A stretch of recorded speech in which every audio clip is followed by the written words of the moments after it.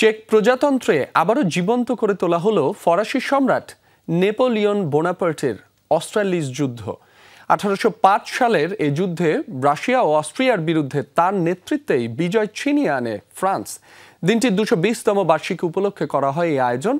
ঢাল তলোয়ার হাতে ইউনিফর্ম গায়ে দিয়ে যুদ্ধের বিশেষ মুহূর্তগুলো দর্শকদের সামনে ফুটিয়ে তোলে কয়েক হাজার অভিনেতা। যুদ্ধের দামামার সাথে তাল মিলিয়ে এগিয়ে চলেছে হাজার হাজার সেনা, রণসজ্জায় সজ্জিত ফরাসি বাহিনী। দেখে প্রাচীন কোনো যুদ্ধের ময়দান বলে মনে হলেও আদতে বাস্তব যুদ্ধক্ষেত্র নয় এটি। ফরাসি সম্রাট নেপোলিয়ন বোনাপার্টের অস্টারলিস যুদ্ধ স্মরণে এই আয়োজন চেক প্রজাতন্ত্রের। অভিনয় করে দেখানো হচ্ছে যুদ্ধের বিশেষ বিশেষ মুহূর্ত। 1805 সালের এই যুদ্ধে রাশিয়া ও অস্ট্রিয়াকে পরাজিত করে ফ্রান্স।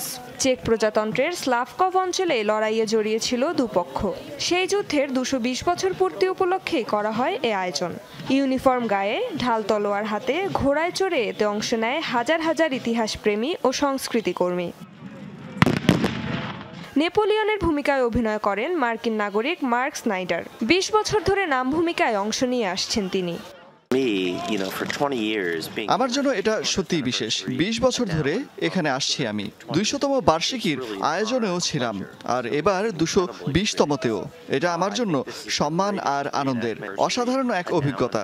আমি মনে করি ইউরোপের সেরা পুনর্মঞ্চায়ন এটি। আসল যুদ্ধে মিত্রবাহিনীকে পরাজিত করতে ফরাসি বাহিনীর সময় লেগেছিল 10 ঘন্টারও বেশি। তবে এই আয়োজনে মাত্র 90 মিনিটে যুদ্ধের গুরুত্বপূর্ণ অংশগুলো ফুটিয়ে তোলেন অংশগ্রহণকারীরা। রেজওয়ানা সাইমা, যমুনা নিউজ।